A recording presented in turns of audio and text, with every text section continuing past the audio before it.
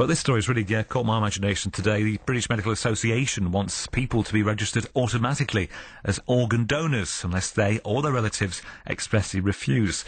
Katie, who's just talking to there, she's a card carrier. I am as well. Maybe you are. Or maybe you're not. Well, a group of doctors hope to change people's mind. They're questioning the call for people to be registered automatically as organ donors unless they or their relatives can refuse. Well, Kay Noon is a teacher in Eaglescliffe. She says when she was a teenager, she was diagnosed with kidney disease and needed a transplant. Here's her story. When I was about 13, I was diagnosed with polycystic kidney disease. And from then on, I've suffered with kidney infections, and I had to have a kidney removed last year. And that left me with not enough function for my kidneys to work on their own, so I required a donated kidney, and that came, thankfully, from my dad in September of last year, and everything's gone very well since. Were you on a waiting list, or were you warned that it could be a while before a kidney became available? Absolutely, yes. I was warned from a very young age and told that I'd probably need a kidney by the age of 21, and luckily I managed to last a bit longer than that. And I did end up on dialysis. Obviously, that's where all kidney patients end up while they're waiting for a new kidney. But luckily for me, because it was live donation, I was only on dialysis for 6 months, which is a very, very short time compared to what some other people have to wait for. And as regards the whole sort of waiting list system, I mean, what are your thoughts about this? You know, you've had a lot of time, I'm sure, to think about this and to dwell on this as well. I mean, what are your thoughts and feelings about the way in which organs are donated? It's a real struggle for people on dialysis, and I have, like I say, I've been incredibly lucky to have got a live donor within 6 months. And I do think the opt-out system is probably better. I'm not sure it'll make a massive amount of difference, but I do like the idea that people will have to make a conscious decision to refuse to do something really, really quite sort of saintly. So I think it's hard for people to make a decision to refuse to do something good, so it may help in that way, I think. What about this suggestion that, that, you know, if there was to be a change in the way that, you know, or presumed consent was brought into this country, that it would change your relationship with a doctor? What do you make of that? Does that hold any water as far as you're concerned?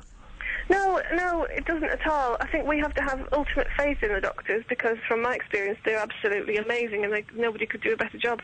And I know that the discussion about organ donation after a loved one's death takes place anyway, and it's a difficult time for people to have to make that decision, and I think with the opt-out system it would make that a lot clearer, and the discussion wouldn't have to necessarily take place.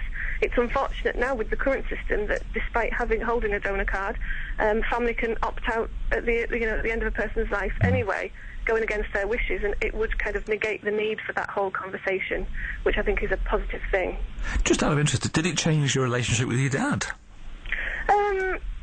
Not enormously, no. We've always had a really, really close relationship, and to be honest, it was something that was sort of almost expected.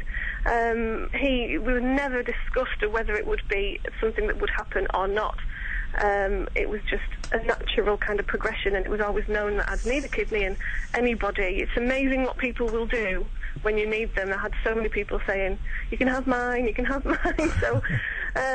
So I think the opt-out system is better, because people generally are human beings are really quite generous and quite kind. So my relationship with my dad is great, and hasn't changed enormously, no. Amazing story, isn't it? That's Kay Noon there, teacher from Eaglescliffe. Her father donated a kidney to her. I'm sure for many people, of course, you would do that, wouldn't you, for your son or your daughter? All you want them is to enjoy a long and healthy life. You're bound to do that. But what about for a stranger?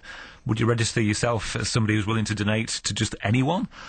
Why not? What would make you sort of decide that actually it's not the right thing to do? I'm not willing to pass on my limbs, my organs, whatever, once I've died. Why wouldn't you want to do that? You might have good reasons for that. You might have an example, perhaps. Give us a call. It'd be good to speak to you. 01642 225511. That debate taking place at the BMA meeting in Cardiff as we speak.